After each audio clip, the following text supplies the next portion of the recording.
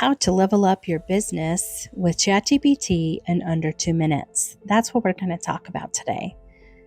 Tasha Marie here. This month, we're starting a deep dive into AI for business, and that journey begins with the absolute basics. Before we unleash the fancy stuff, we need ChatGPT to know who you are and how you like to communicate. So, as we begin, first thing we need to do, I have the Open AI set up here. I'm using my smartphone for this, but you can absolutely do it on your desktop. On the smartphone, you click the little lines so that you can open up the menu and scroll down here to where you see your name. Once you see your name and you click on it, you will see more options available to you.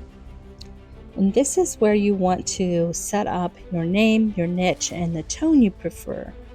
The examples that I have for you today is, I'm Sarah, a Christian entrepreneur. Please answer in warm, encouraging style with concise bullet points.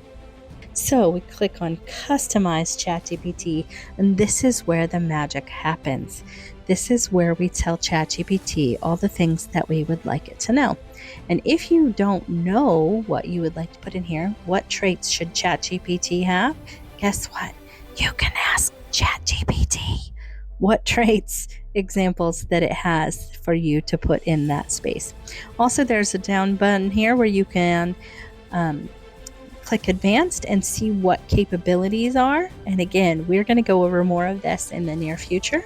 But for today, that's the 1 minute setup that saves hours of time down the road. I was so excited when I found this feature that I wanted to share it with all of you.